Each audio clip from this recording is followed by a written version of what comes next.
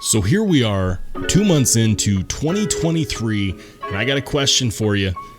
What's your favorite knife that's been released so far this year? If you could help a brother out, go on down to the comments section and let me know what's caught your eye so far. Also, while you're down there, if you just want to, like high five the like button, that would be pretty stellar. I'm super excited because today we get to check out not just one, but 4 brand new knives from Bestech, which may or may not be released yet, depending upon when you watch this. So if you're interested in them, make sure to check out the description because if I can, I will link them.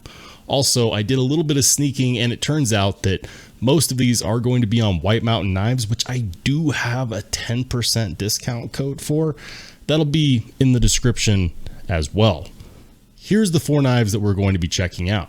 We've got the Icarus, the Keen 2, the Beehive, and then finally, we've got a fixed blade. Now, I have not typically done a whole lot of fixed blades on the channel, but this is one that I'm actually really excited to talk about. So let's not spend a ton of time on the intro. Let's check it out.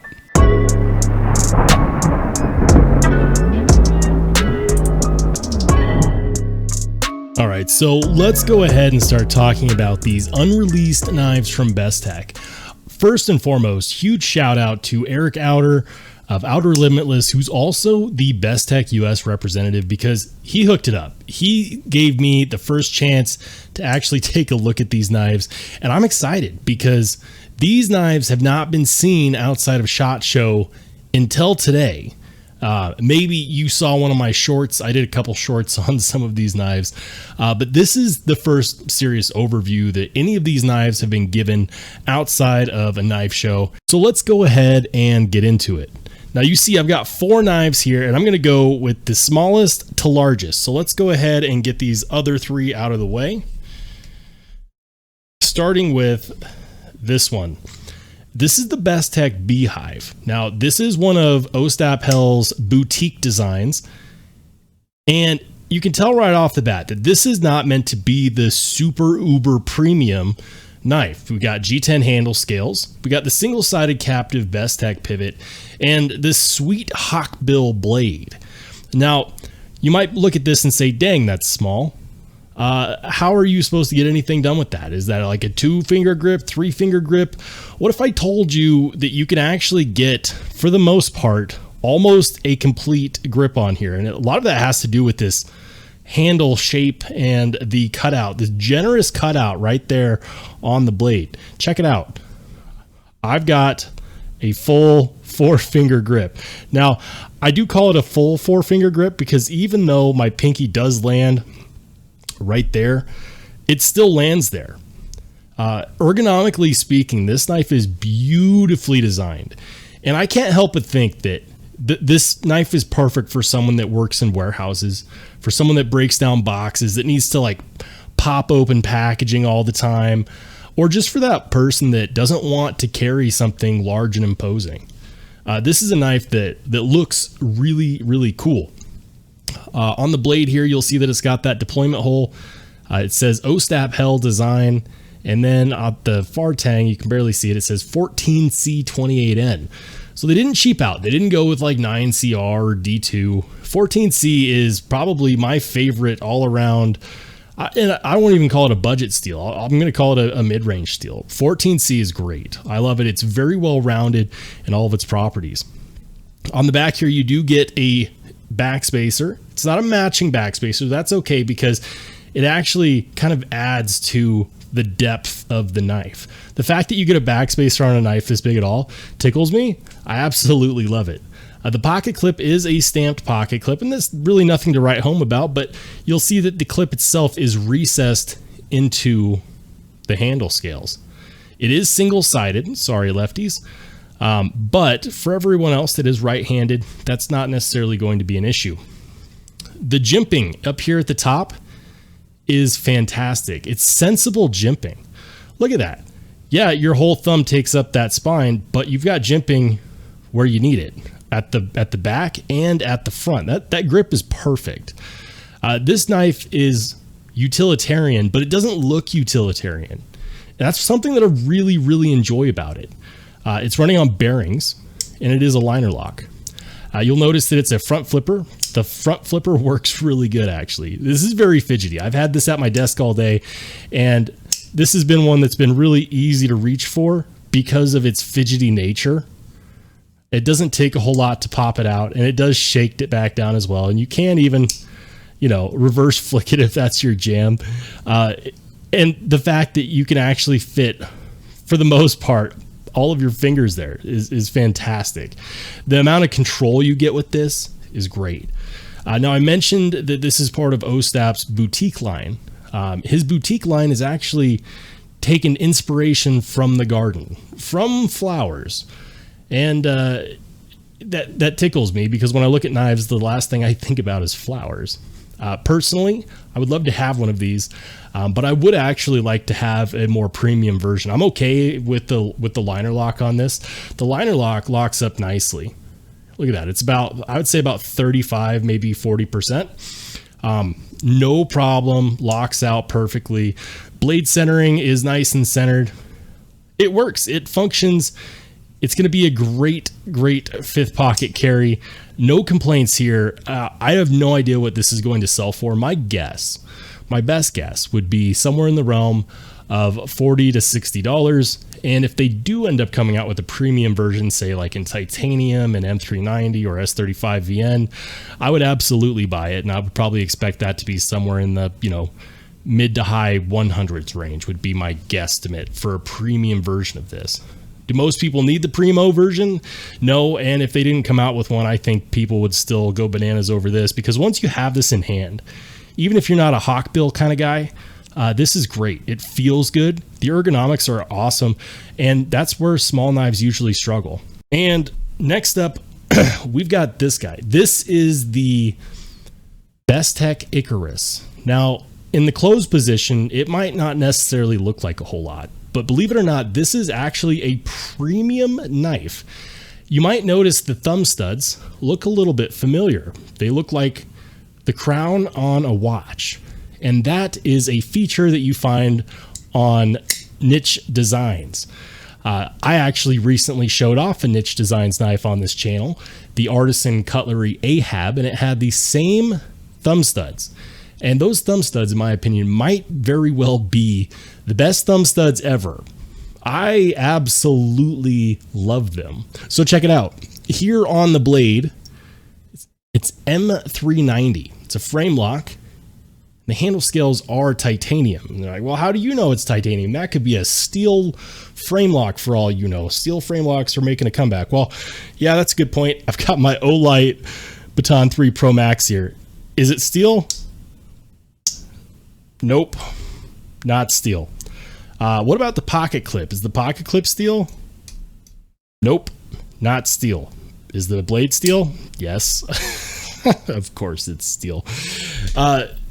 So we got some premium materials here. Now this is a bit bigger than the last knife we showed, and I'll show you what I mean.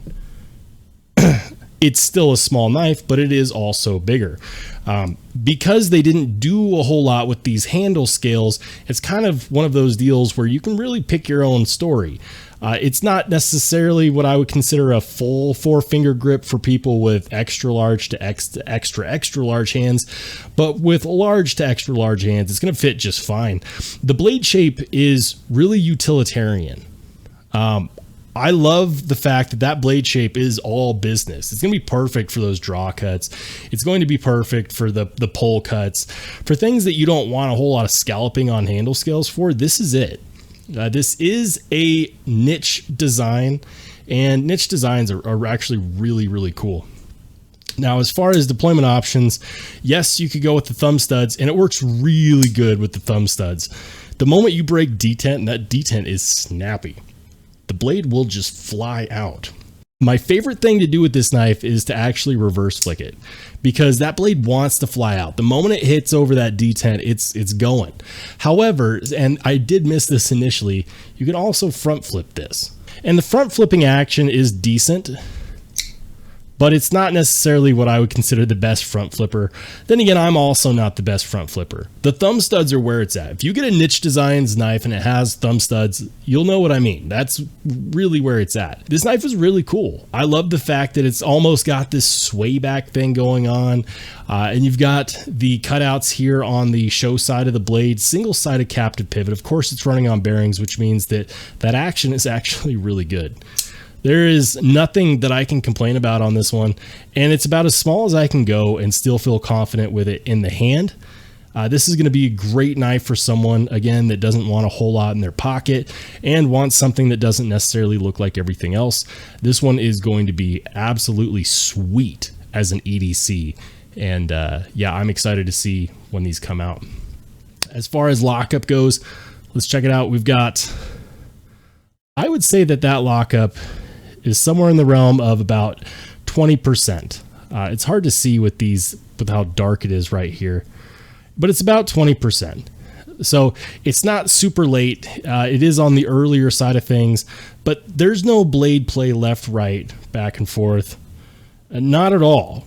We are looking at a steel lock bar insert, as well as a over travel stop, and the action feels good. As far as the blade centering is concerned, blade centering on this one is actually spot on. It is perfect. I wouldn't expect anything less. The Bestech fit and finish is actually really good. They've come a very long ways in the last 3 or 4 years, and it shows. The inside of those handle scales is milled out and skeletonized, which is going to help reducing the weight, because a full tie small knife is still a knife that can be heavy, and that will actually help with that. All right, and we showed a couple small knives. Let's talk about a knife that is anything but small. So you may have seen my review of the Bestech Loch Ness. That was a design by Morgan Cohens of Cohen's Craft, in collaboration with Bestech, and in this case, he did it again. This knife is massive, just like that knife was massive. This is over 4 inches. I want to say it's somewhere in the realm of 4.5. On the clip side, you've got a 3D milled titanium pocket clip, milled and chamfered titanium scale, and then here on the show side, you get this blue coral G-Mascus, I think that's what people call it. It's wild, man. Just look at those handle scales. It is wild. And here's the thing. I think that a lot of people are going to look at this and say, I'm not really into this. But let me tell you, when you get these in hand, they feel good. It feels really premium. It doesn't feel like cheap G10. It actually feels a bit more like fat carbon fiber. So G-Mascus, in my opinion, is a far cry from regular G10. And I like it. And you're going to be able to get this in a couple different color variations. I believe you'll be able to get it in orange. I'm pretty sure you can get it in a white and black, whatever your flavor is. Here on the blade is sporting the Cohen's Craft logo on one side, and you can't really see it, but it does say S35VN right there. You do get a little bit of a fuller. That fuller is on both sides. Pocket clip is right hand carry only. So again, sorry lefties, but that pocket clip itself is nice. For a titanium clip, it has just enough flex, just like you want, so that it's going to fit over your jeans. The milling lines on there is great, and you do get some really nice sawtooth jimping on the handles. And notice how I said the handles, and that's because when you have it in hand, this is locked in. Your thumb is not going to be riding up on the spine of the blade, so there's no need for jimping there.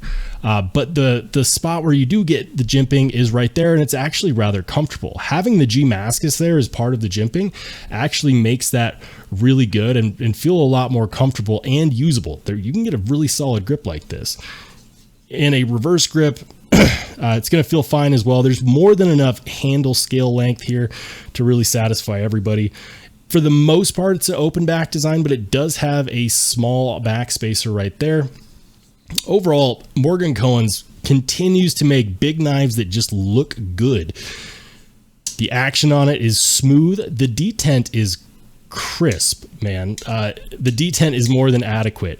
You can really build up the pressure on this one and get it to snap out. You're not going to fail this when you go to deploy it. Thumb studs work great. No issue there. And again, if you're a fuller guy like I am, it's fantastic there as well.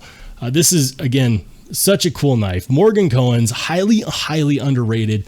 Big fan of his work. And for those of you that want it, there it is, the lanyard hole. Yeah, feels absolutely great in the hands. This is fantastic. If I had to guess, this one's going to be on what I would probably consider to be the more expensive side of $200. Again, guys, I'm just guessing.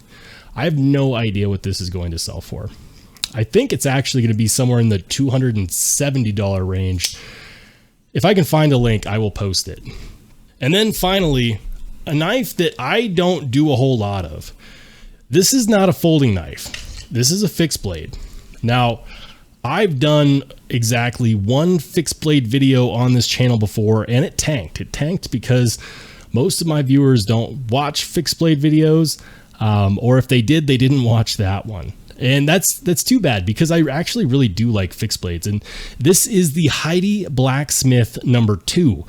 So the Heidi Blacksmith 1 came out, and that one was a pretty standard straight back design. This one, they went a little bit crazy. So check this out. You get multi-directional satin finish, which you know I love, on this compound blade. So this blade is compound grind. You get a super deep hollow grind right there, and then it transitions into a flat grind.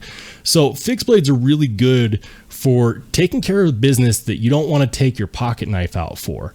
The micarta handle scales feel great in the hand. It's a full tang design with decent and adequate jimping right there on the spine of the blade. I really love the way this compound grind looks on this blade, and I love the fact that you can see the full tang going through the handle scales. With the pins, it looks good. It feels great in the hands. This has some extremely good ergonomics. It's just great. And then on the back, you actually have a spot for a lanyard. And I know a lot of people that are into fixed blades, they do actually love their lanyards. They love their doodads. And on this one, I can definitely see it. Now, I'm not sure if they're all going to come serialized, but it looks, and this is a guess, but it looks like this one is. It says FPR 101 of 200. Now, if you're wondering what FPR stands for, I'm assuming that it means for product review. So if you buy one of these from the store, I would not expect to see that FPR there. But I think that's just because this is a review unit that's being sent to knife reviewers. The blade steel is S35 VN. It says B on the blade. I'm assuming that's for blacksmith. But guys, the Heidi Blacksmith 2, wow. There haven't been a whole lot of fixed blades that I've held in my hands recently where I looked at it and I said, I gotta have it. And I reached out to Eric and I said, man, I'm gonna have to buy one of these because this is fantastic. This feels good. The moment I took it out of this Kydex sheath, I knew. Now, when we talk about locking mechanisms on folding knives, it's just as important to talk about the sheath on a fixed blade. So if you're seeing that little hole right there at the bottom, that hole is intentional. That's a drainage port. So if you're carrying this on your belt and it's raining or there's moisture outside that collects inside the Kydex, it will filter down to that hole so the inside of your sheath can drain. Now, this one didn't come with any clips.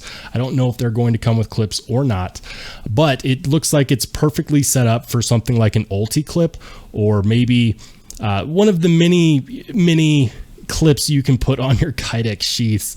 This is definitely going to get the job done. Guys, I really like this one. This one I believe is going to be somewhere in the low 200s. If I'm not mistaken, I think I saw that it was going to be advertised for a manufacturer advertised price somewhere around the $225, $230 range. And it feels premium. This micarta feels absolutely amazing. And this is a knife that I think you get a lot of mileage out of. So if you like to carry fixed blades, or maybe if you want to start, I could highly recommend taking a look at this guy. You know, this is not a show knife.